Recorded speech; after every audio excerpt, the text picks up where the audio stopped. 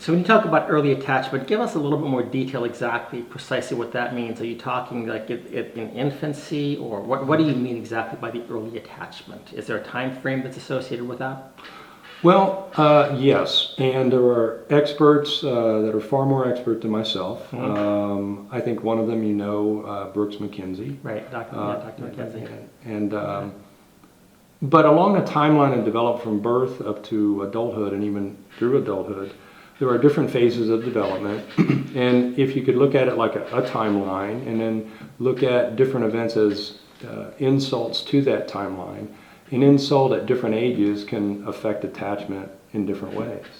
Interesting. So if you have an insult to the attachment between age, let's see, 0 and 2, the effect on the individual later on will be different than, let's say, if you have an insult during the development of 2 to 5.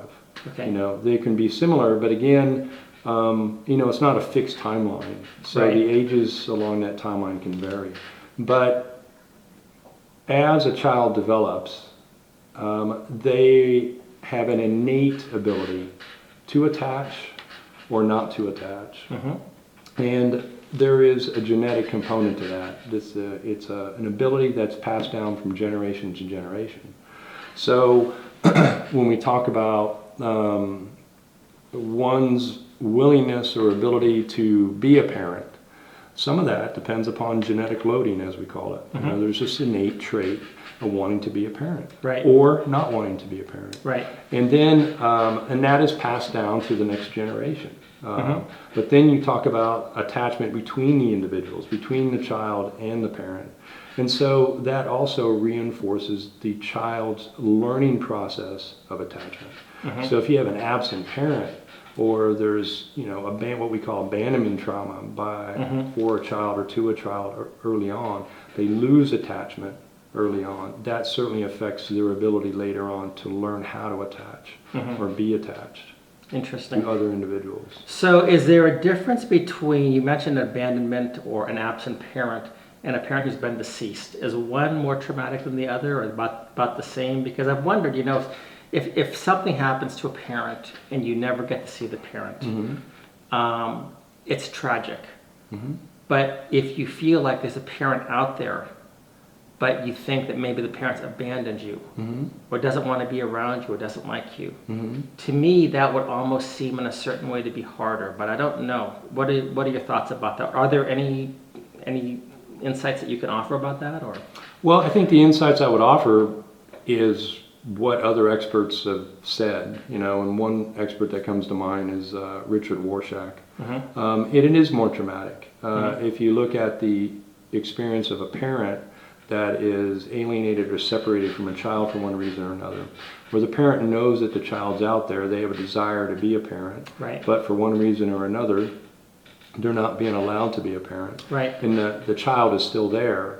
So there's an unresolved grief because they're separated, but yet the child's still there. So there's this grief that's just not resolved. Yeah. And it doesn't go away. Yeah. And so the same thing can happen with a child, actually even more severely. Even more severely? Yeah, because the concept of time is different for a child, Right. rather than an adult. Right. And so when a child loses a parent not related to death, that child is left in limbo. Yeah. Psychologically. Yeah. They lose that part of themselves, and they don't have any resolution for their grief. Yeah. Yeah. So that does impact the child differently than if there's a death. Yeah.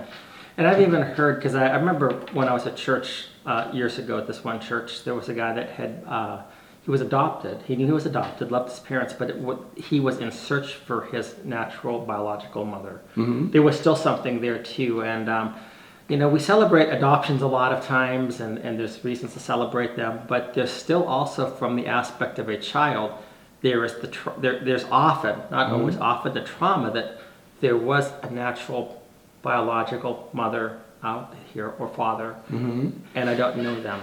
Can you comment about that as well? Does that also fit into this whole thing that you're talking about, with the abandonment, the absent parent?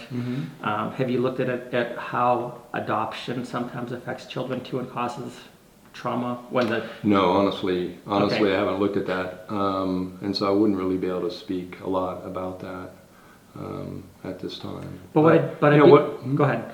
No, but when you have the absence of a parent, regardless if it's mom or dad, and the child really doesn't know why there is an absence, or based on stories that they're told, which may or may not be true, Right. the child loses part of their identity, and that impacts the child's identity, which can lead or predispose them To a to number. a higher percentage, an increased likelihood of different mental health problems Yeah. and functioning problems. Yeah. So you mentioned